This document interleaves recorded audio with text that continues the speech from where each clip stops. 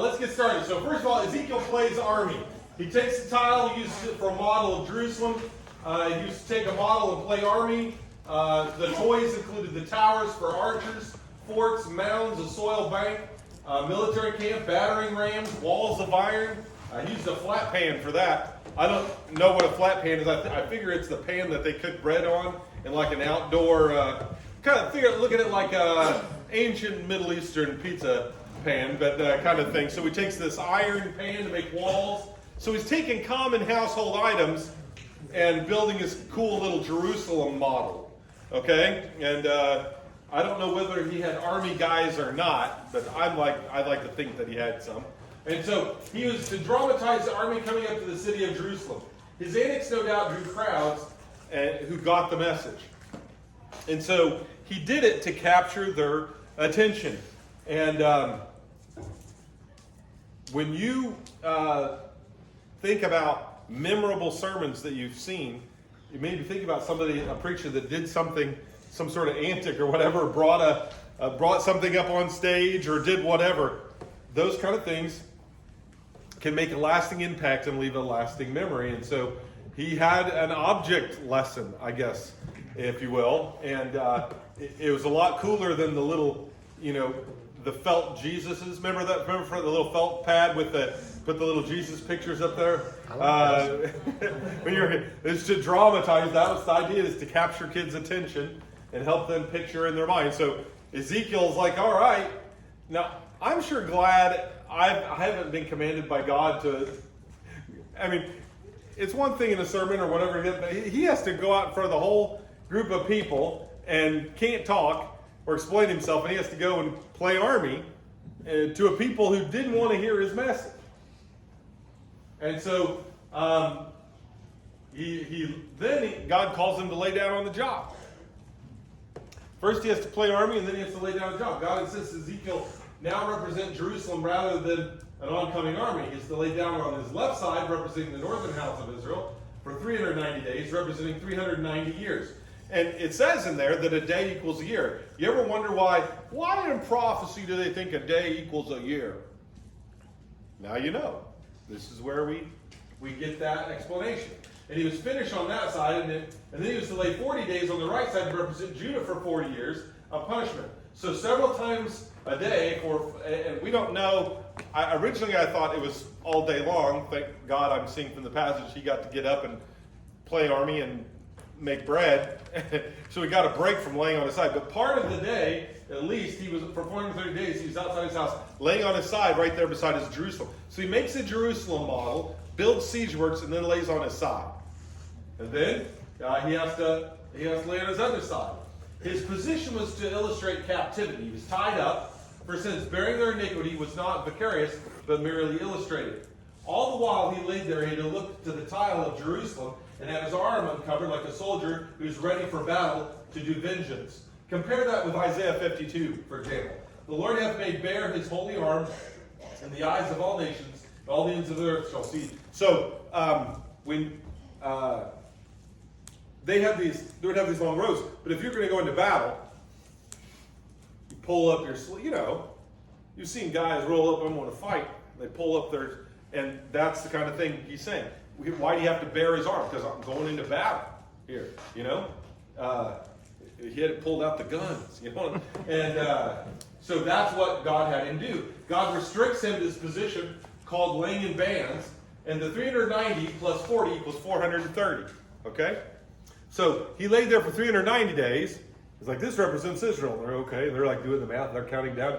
The morning news report. The prophet Ezekiel has now been laying for 320 days. He's now up to 350 days. Like, we thought he might stop at a year, but no, he's going to continue going.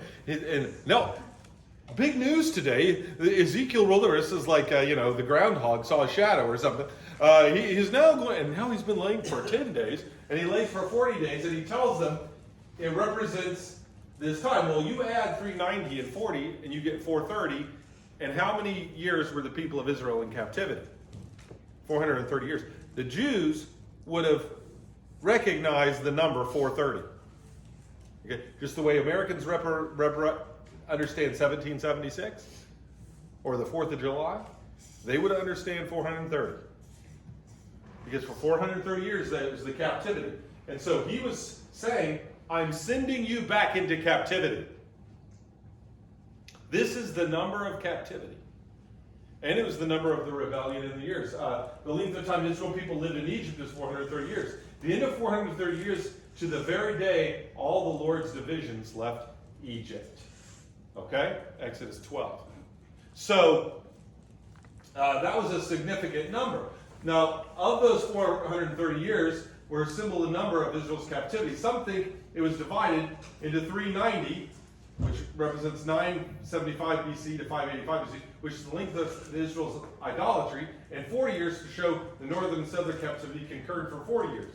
So, the period of time from where, Rehoboam, Jeroboam split up, and they turned to worshiping that calf god and Israel's idolatry, to the time where they were carted off by the Assyrians. Okay, that's your 390. And then another 40 years of Israel's idolatry till the Babylonians come. So some people think that it's this number of their idolatry, the number of their sin. And so for every year of their sin, you're going to have 430, which represents what? Captivity. And then other people think the 40 years, the number 40, is the number of years that the people of Israel departed from the temple. So for 70 years, they were from the first wave of captivity, we're talking Daniel, till Nehemiah and Ezekiel come back. We got 70 years from there, right? So we got 70 years from that, but you got to remember that it took another 30 years for before the temple was actually destroyed. So some people think that 40 years represents, of the 70 years of captivity, the 40 years that the temple was down. And but there's lots of interpretations for this. But here's the main point. The main point is that they're going to go to they're returning to captivity. That because of their sin for all of those years, and Israel's idolatry and rebelliousness was much longer than Judah's, that they're being punished. Hosea says, though they offer sacrifices as gifts to me, and though they eat the meat, the Lord is not pleased with them. Now he will remember their wickedness and punish their sins. They will return to Egypt. Now, although he means Assyria, they shall not dwell in the Lord's land, but Ephraim shall return to Egypt, and they shall eat unclean things in Assyria. So, was he literally meaning they would return to Egypt? No. What was he meaning? They're going to go back to what? Slavery and captivity. This time where? In Assyria. So the northern tribes, they were taken into captivity in Syria. The southern went to the Babylonian captivity. And so when he says to them metaphorically they're going back to Egypt, he means they're going back to slavery. It'd be like someone saying to America, you're going to become a colony of England again. You're going to go back to, to being subjugated to a tyrannical government. And he said, you're going to go back to slavery because you didn't honor God, you didn't serve me. You're going to go back to slavery. So, and then he gives Ezekiel a new famine diet. Okay, so he's saying there's going to be a famine. There's not going to be a lot of food, and so people aren't going to have normal grain, normal wheat to make bread with. And all they're going to have is a bunch of these little leftovers and stuff. They're going to have to make this gross bread with mixed seed. During the time he was laying on his side, he was to do another parable. Ezekiel was to take grain, vegetables, fruit seeds, and mix it up into bread and eat it. It was to be cooked on human dung piles. And Ezekiel begged, no, Lord, not that, anything but that. And so God says, okay, cow manure. Now, I remember when I was a kid, camping out. When I was a kid from 12 to 14 probably, I don't know. Maybe even younger than 12, maybe 10 or 11. For several years, in the summertime, I would stay at my dad's in Woodburn, Indiana, and me and my friends would camp out. And if we weren't camping out in the woods or on the river, we were just camping out in my backyard. If it wasn't raining, we were sleeping outside. And we would make a fire, and we would get hamburger or steak, or we'd have old cold pizza. We'd heat up next to the fire. Remember this one time, we didn't have very much wood, and we'd found an old railroad tie. We were burning a railroad tie, and we made these little hamburger things in foil and put it in the fire. Well, when we took it out, I took one bite, I didn't even swallow it. It tastes like creosote. It tastes, because the the tar or whatever it is in the railroad tire got in the meat. And as I got older, I got nice grills and stuff. I would get cedar or different kinds of wood, mesquite, right? And I put it in the grill in the fire, and it would give flavor to the meat. You would cook it up. So what's it going to be like to cook over human dung? Well, you get a real nice flavor, wouldn't you? And you say, well, you just used cow dung. The American Indians did that. Okay, but their buffalo tasted funny. That's all I'm saying. I love buffalo. Don't get me wrong. I love a buffalo steak. When I was on my way back from out west, I stopped in northern Minnesota. I got a buffalo burger with buffalo chili on it. Amazing. Some of the best stuff ever. But I don't want it cooked over buffalo dung. That's not my idea of it. And so here he's having to use cow dung. And whatever you cook over it gets that flavor in it, right? Like, I don't even use soap on my cast iron. You might think I'm funny or old school, but like, I cook bacon it and I wash it. I'll maybe use water and paper towel, get the less of the grease out of it, but I don't wash that thing because that's what's Hinkles taste so good. They haven't washed that thing. That's why it tastes so good. I take my kids up to Powers in Fort Wayne, and they're like, this place has been here since 1932, and I don't think they've ever cleaned the grill. I'm like, that's why it tastes so good. The flavor. And so I just don't think that that still had to taste funny. So he cooks this bread, and this is to show the hardships in the coming siege of Jerusalem. That they're going to have to mix ingredients. They're going to take leftovers and stuff. And by the way, Jews weren't supposed to mix seeds, at least in the field where they planted them. It wasn't they weren't supposed to cook the meat of a calf in its mother's milk, and God had all these rules. That's because that's what pagans would do. And what this is saying is, you're going to be eating in a foreign land, foreign food, where the seeds and everything are all mixed up, and you're getting the leftovers from the pagans that they didn't want to make your bread. And you're going to be eating gross stuff, cooked over gross stuff. And during the siege of Jerusalem, they did have to cook over human dung. And in the siege of Jerusalem, they did run out of food, and they ended up eating their own family members. I mean, they were so hungry, they turned to cannibalism. And so this comes true. His prophecy that they'd be eating gross bread comes, and not having much water to drink, and small amounts of water, because there would be a famine and wouldn't be enough water. That's what he's prophesying. Okay. Look what it says in Leviticus 19:19. There shouldn't be 3:19. There should be. That's a typo. So keep my decrees. Do not make different kinds of animals. Okay. So don't try to make different kinds of animals. That's pretty plain. Okay. Do not plant your field with two kinds of seed. There's lots of farmers today that are trying. That's a new kind of thing. But he says not to do it. Do not wear clothing woven of two kinds of material. Sorry about your 50-50 blend. And do not plant two kinds of seed in your vineyard. If you do, not only the crops of your plants, but also the fruit of your vineyard will be defiled. And so God had weird rules about that. And some of that was to just say, you don't mix kinds. But I think there was something that can be unhealthy about that God created different hybrids, different breeds, and we weren't supposed to be taking plants of different kinds and trying to cross them. And I wish somebody would tell this to the people who are messing and putting animal and human genes together and creating. I really think that that's a dangerous playing God kind of thing that he didn't want. But the Jews took that to such a legalism that not only would they not plant different seeds, they wouldn't even cook bread with two kinds of seeds in it. Now, the Bible never forbids that. There's no part in the law where it says, thou shalt not eat bread made of two different kinds of seeds. That's not on the law. But you know how the Jews always went way overboard in their legalism. So they wouldn't do this. So he's saying you're going to eat bread that you consider defiled, cooked over poo. And that was the prophecy, and it came to pass. And so weighing out food is showing the scarcity of food. So he has to weigh it, and he has to measure it in only a certain amounts. And the measurement there is not a divinely inspired measurement of what to put to make this extra healthy bread.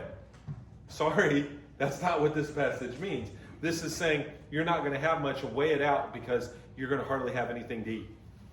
Because everything's going to be weighed because it's going to be so precious. And he tells how much.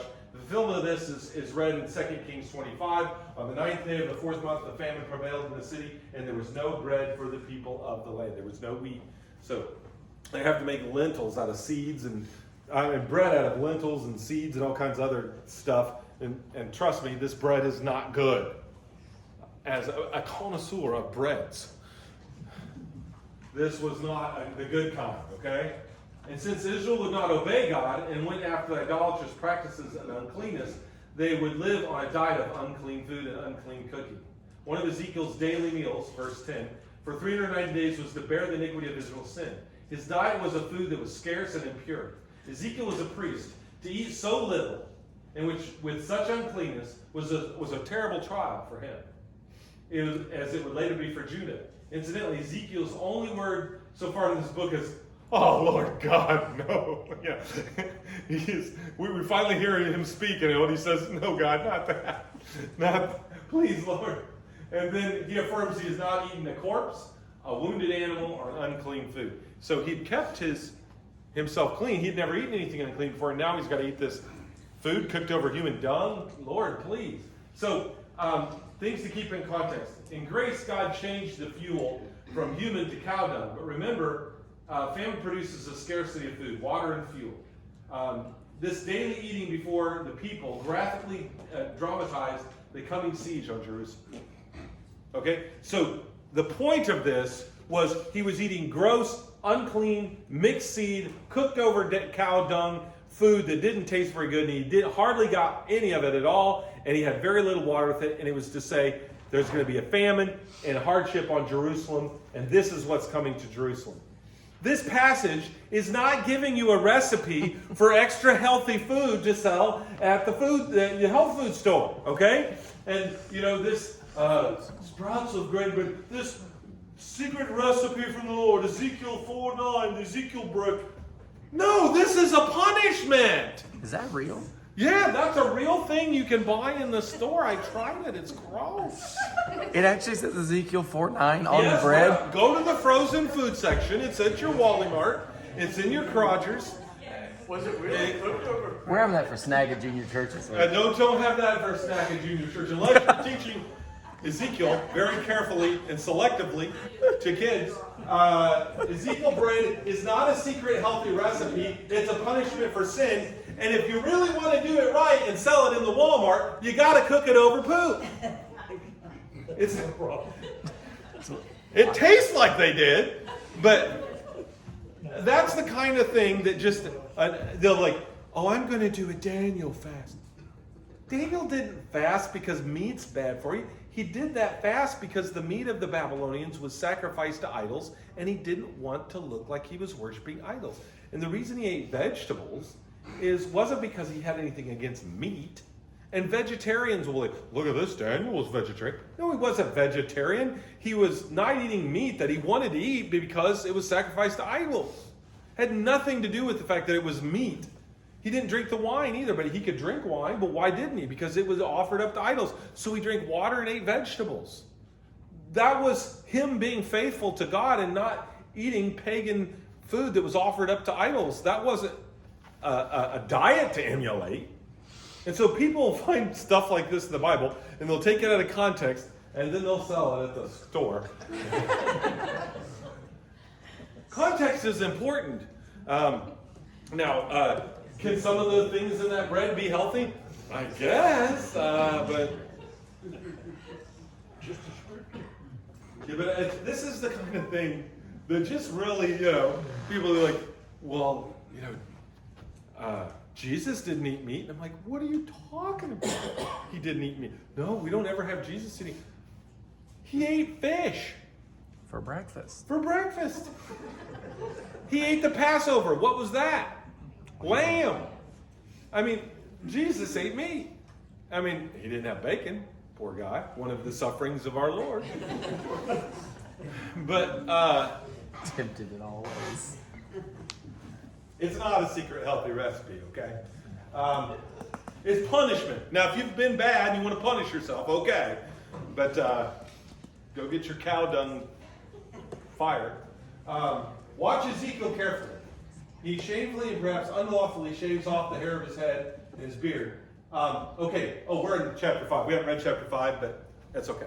I'll tell you what happens. God comes to him and says, okay, Ezekiel, you've been laying around for hundreds of days. You've been eating these nasty bread. You've built this little model of Jerusalem. Now I want you to shave your head. You guys don't understand the pride that a Jewish man took in his righteous Jewish beard. Okay? This was his pride and joy. That was his manly beard. Okay? This was a thing. One of the things that sometimes people do to Amish people, if they want to be mean to Amish, is they'll take an Amishman and they'll shave off his beard. And it shames him. And to cut off a man's hair, totally shave him bald, and cut off his beard, was humiliating for them. And that's what you would do to slaves, people you took into captivity. Now, how many of you ever joined the military? Anyone here joined it? What's the thing they did when you first got there? What did they do to you? Cut your hair off. Why do they do that? Why do they cut your hair off? So it doesn't get caught in Huh? So it doesn't get caught in machinery, right? Huh? Disease. Yeah. Because originally, But also they wanted everybody to look the same. people didn't have the cleanliness, let's say. And so they would get lice and whatever, and it would spread from soldier to soldier, and everybody's can't fight good because they're.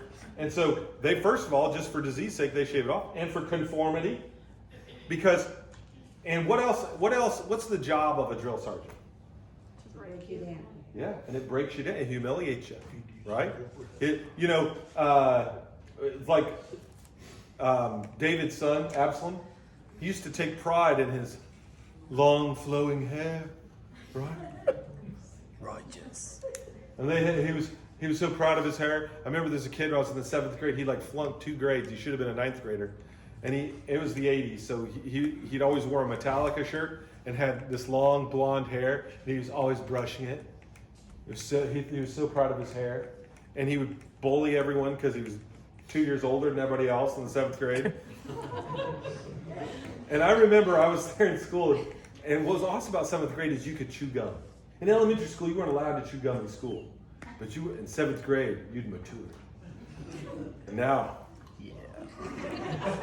And so I was chewing gum, and I remember this kid comes up to me, and it was the first day of gym class, and he butts in line and cuts in front of all of us. And I'm at the front of the line. I'm like, hey, the back of the line's back there. And he cussed at me and threatened to beat me up. I'm like, no, back of the line, buddy. And he's gets all up and threatens me. And I said, you know what? You're a lot older than me, a lot bigger than me. When we get in a fight here in a second, you're probably going to win. And I'm going to lose because you're bigger than me. He's like, that's right. And I said, but I've got this gum in my mouth. And I'm going to spread it all through your hair. And I might be having a bloody nose and a black eye tonight, but you're getting a haircut. Because I'm going to put this in your hair so hard and so good, your mom won't be able to get it out except with scissors. You're getting a haircut tonight. And he cussed at me and went to the back of the line. Because his pride, he was proud of that hair. That was his pride.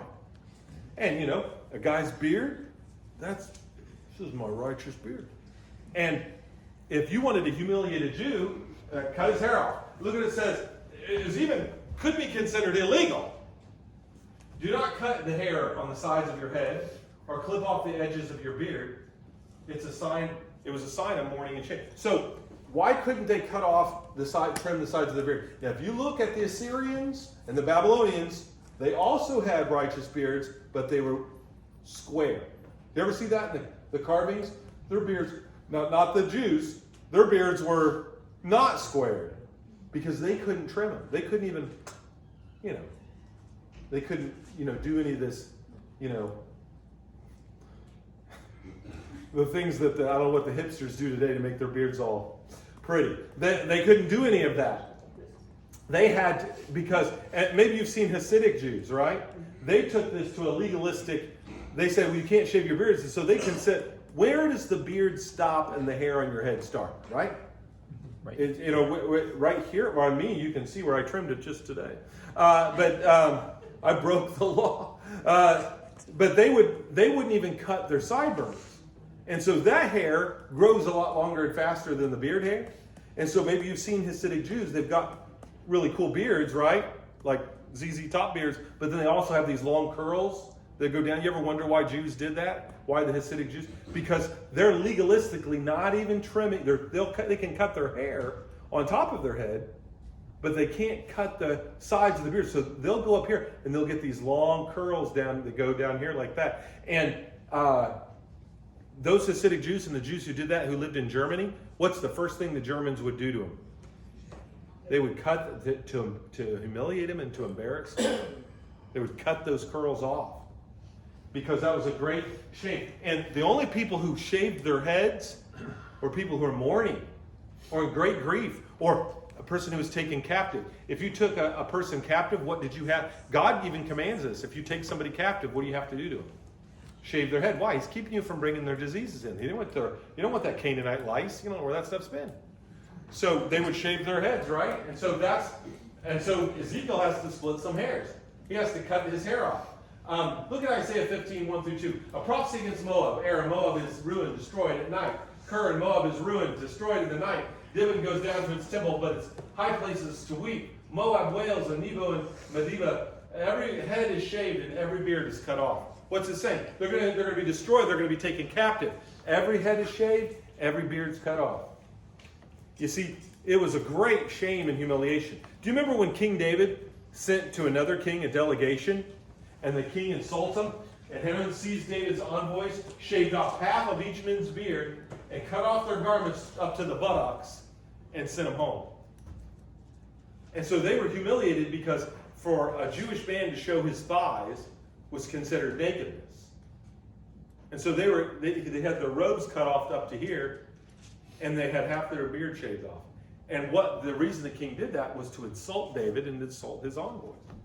And David didn't even make him come home. He let them stay away till their beards grew back out. Because they were ashamed to even come home with half a beard. Okay, so that's how much pride a Jewish man took in his beard. And so to shave off your beard was unthinkable. I mean, that's something somebody would force upon you.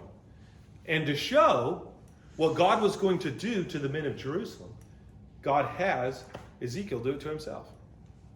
I'm telling you, Ezekiel, I feel sorry for the guy. He has to lay on his side. He has to eat this poop bread. He has to shave off his beard. He has to shave off his hair. He has to go through all of these ordeals that are humiliating to him. That's what God calls him to. And then he weighs it. He puts it on a scale, and he weighs his hair. And he divides it into 3 parts. He puts 1/3 on his model city, who's God's little model city he's been looking at all these weeks. Everybody comes up, what's Ezekiel going to do today? And he's shaving off his hair. He's taking a razor and collecting the hair, shaving it off, and he puts it in a little pile, and he puts it on a scale and weighs it off. He takes exactly 1/3 of it, of his beard hair and his head hair, and he puts it on the tile city and sets it on fire and burns it. He puts some of it around the model city and hacks it with a sword. So he takes some of his hair, he scatters it around the city, and then he takes out a sword, and I'm like, what is he doing? Ezekiel's gone nuts. He's eaten this bread for too long. It's gone to his brain. And then he rescues part of the second part and puts it into his garment. And then he burns part of it with fire. And so here's the message. Some will die by fire in the city. Some will die by the sword as they try to escape out of the city. Some will be pursued to death, and only a small remnant will escape, and even some of them will perish. And my friends, that's exactly what happened according to the Bible and according to the historian Josephus. That's exactly it. Half the people died in the city, or 1/3 of the people died in the city, Another third died trying to escape. And another third, they were taken captive, but even half of them died. And so he measures out his hair, and God uses his hair to represent, you're going to be shaved bald, you're going to be humiliated, and then he uses the hair to represent the people. And he told them what was going to happen to him, hacks them with the sword. So compare this to Ezekiel 33, 23 through 29. Then the word of the Lord came to me, Son of man, the people living in those ruins in the land of Israel are saying, Abraham was only one man, yet he possessed the land. But we are many, surely the land has been given to us as our possession. Therefore say to him, this is what the sovereign Lord says. Since you eat meat with blood still in it, and you look to your idols, and you shed blood, should you then possess the land? You will rely on your sword. You do detestable things, and each of you defiles his neighbor's wife. Should you then possess the land? Say this to them. This is what the sovereign Lord says. As surely as I live, those who are left in the ruins will fall by the sword. And out of those in the country I will give to wild animals to be devoured, and those in the strongholds and caves will die of plague. And I will make the land a desolate waste, and her proud strength will come to an end, and the mountains of Israel will become desolate, so that no one will cross them. They will be known that I am the Lord, and I have made the land desolate, wasteland, because of all the detestable things you've done. You will not escape. Don't say, well, Abraham gave the whole land to, God gave the whole land to just one man, Abraham. Well, there's many of us, he'll give it to us, we're secure. He's like, don't feel like because there's many of you, you don't live like Abraham lived. Abraham didn't defile his neighbor's wife. Abraham wasn't doing detestable things. He wasn't shedding innocent blood. He wasn't killing people. You've used the sword against people. I'm going to use the sword against you. You're going to flee, and if the army doesn't catch you, wild animals eat you. If wild animals don't eat you, you'll be in a cave and die of a disease in a cave. You won't escape. You're going down because you lived in an unrighteous way. And so Ezekiel makes it plain what's going to happen to the people. Now, Jeremiah said the same thing.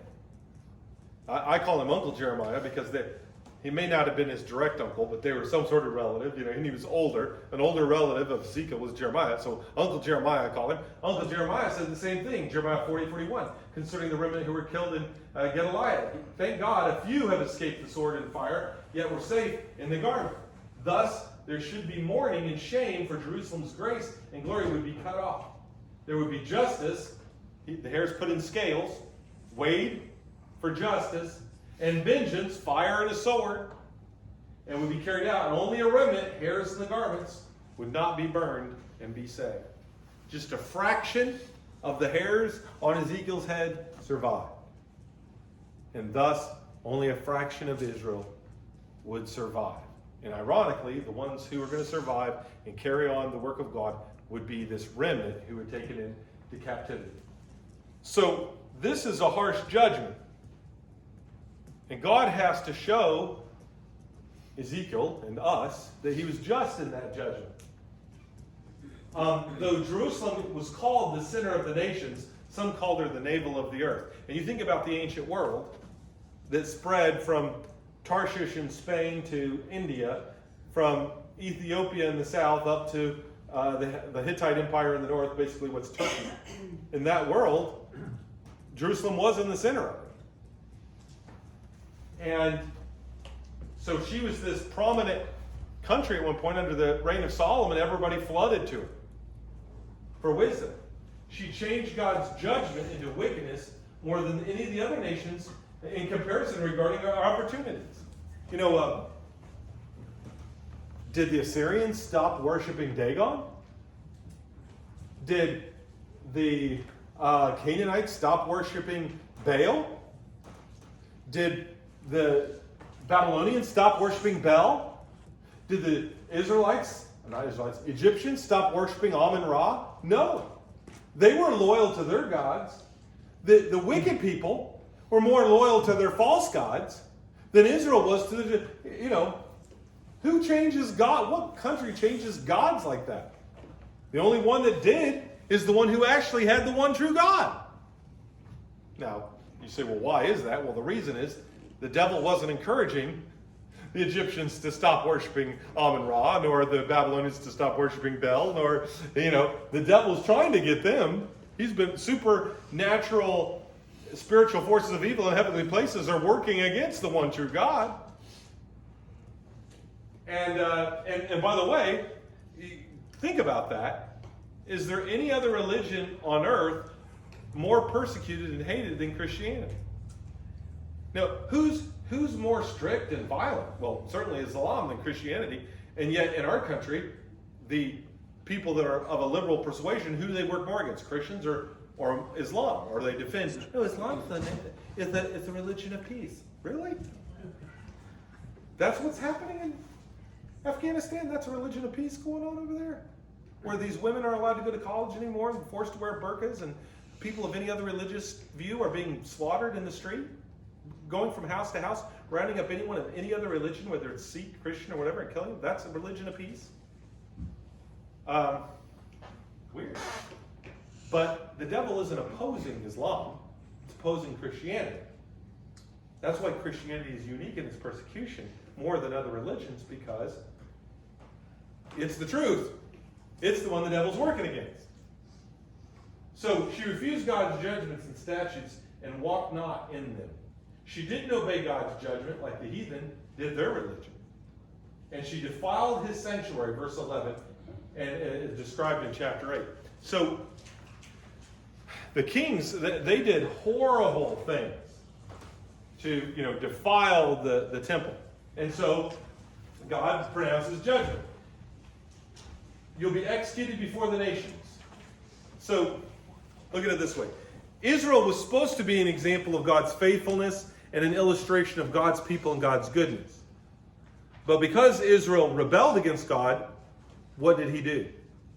He made her an example of what happens when you defile, when you defy him. Right? And so, where she was supposed to be a positive example, she became a negative example. Father and son are going to eat each other, and they'll be scattered. Did that happen? Did father and son eat each other? Yes.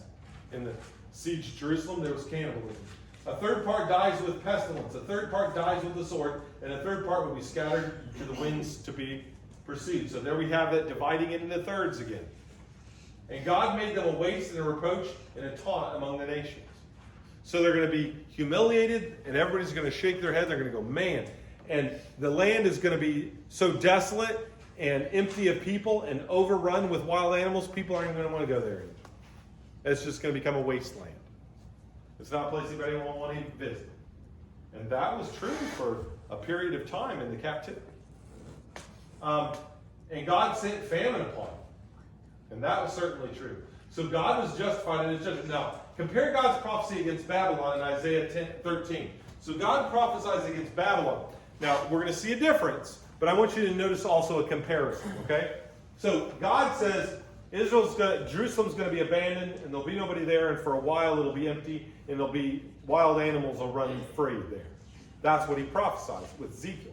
Similar prophecy is said about Babylon, only when Isaiah says it about Babylon, he says it's not going to be temporary, and then they'll come back. He says it's forever.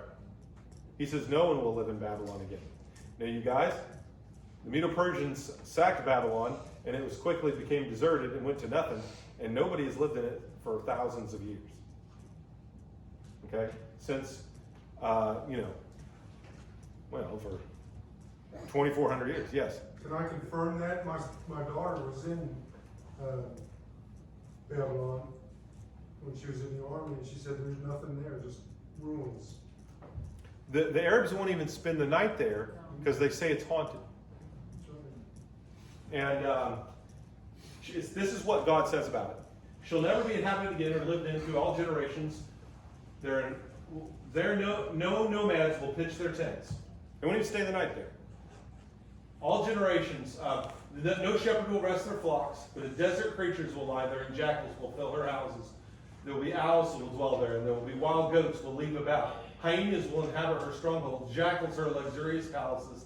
Her time is at hand, and her days will not be prolonged. And so God says that that's what's going to happen to Babylon, and that has happened, and she's never been restored. And Jeremiah prophesied against her too. Same thing, that she would never be inhabited again, and it hasn't. And you guys, I think I told you last week, I don't know if I told you, I know I told the other class, that in the between the Gulf Wars, Saddam Hussein tried to rebuild it. He had put out a coin with his picture on one side and Nebuchadnezzar's on the other, and he was going to rebuild the walls. He built a palace near Babylon that he was going to live in, and then he was going to rebuild the walls, and he has them start to rebuild the walls. Well, then the second Gulf War happened right as he was doing that, and the Americans come in and they took his house and made it into a field commander's house. So the army went in there and was staying in his mansion, his abandoned mansion, but they didn't have anywhere to land their helicopters. So where he'd started to try to rebuild, they flattened it and turned it into a helicopter pad. And all these people were up in arms. That's a historical site. You're building helicopter pads on it. And you can go look that up and read about it. There was controversy. They built a helicopter pad on the former ruins of Babylon. But that's what happened. And so there was one time in history somebody wanted to rebuild it in defiance of this prophecy, and he got taken out. They had to pull him out of a hole in the ground. And so God pronounces judgment. God pronounces judgment. So he didn't say that Jerusalem would be like that forever, or Israel would be like, or Judah would be like that forever. But he does say Judah will be like that for many years. And that is what happens to Judah. That's God's punishment. If you don't, what did God say to the Canaanites? He said, because you have defiled the land with your sin, the land vomited you out. And when you read about what the Aztecs did to each other and their human sacrifice, it's no wonder God destroyed the Aztecs. I mean, I'm not surprised what happened to the Aztecs, that they died of disease and war and famine. And I'm not justifying what the conquistadors did. What the conquistadors did was wrong. It was evil. Just like what Babylon did to Jerusalem was wrong and evil. But that's what happens to a country who does those things. And when you do human sacrifice, and you kill, and you shed innocent blood, and you kill little babies like they were doing, and like the Aztecs were doing, and when you worship all these false idols, and you have all this corruption, and all this evil, and you have all this slavery, God just comes in and wipes you out. The land vomits you up. God can't stomach it.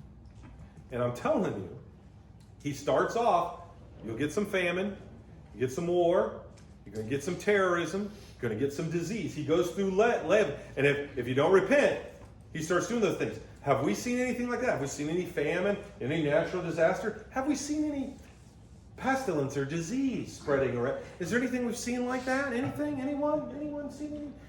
That's what he does first. And if you don't repent for that, then he'll just finally get sick of it and the land will vomit you up. There won't be any turning back. There won't be any changing it. There won't be any fixing it. There won't be any stopping it. He'll just wipe you out and you will cease to exist as a nation. And he'll turn the land back over to the wild animals. And he's done it again and again and again and again through history. And I don't care what despot and wicked people come along and try to rule the world in defiance of God's will. He wipes them out. I don't care whether it's the Syrians, the Assyrians, Israel, Babylon, Medo-Persia, Greece, Rome, the Holy Roman Empire, the Ottoman Empire, the Roman Catholic Church tried to do it, the French under Napoleon, or the Germans under the Kaisers, or the Germans under the Nazis, or the Soviets in Russia, or Pol Pot in Cambodia, or some freaky little wimp in North Korea, or whether it's the communist Chinese, or whether it's those who would turn the British into a world empire, or those who would turn the United States into a world empire and rule in evil and wickedness. I don't care who it is. God is an equal opportunity destroyer. And he will wipe you out. And, Hitler's like, I'm going to start the Third Reich and it'll be rule for 1,000 years. He didn't make a decade. He's gone. And you cannot stand up against Almighty God. It didn't work even for God's people. The Jews didn't get any special treatment. They were totally wiped out. In fact, God punished them more. When I was a kid, had a trampoline. I remember being out there in the trampoline. My dad was out there, and some of my friends were there jumping, and one of the kids jumped off. We were jumping around, and you know how it is when sometimes somebody jumps and it knocks you off and you fell, and he hit the ground, and when he landed on the ground, he cussed. Now, if I'd have cussed,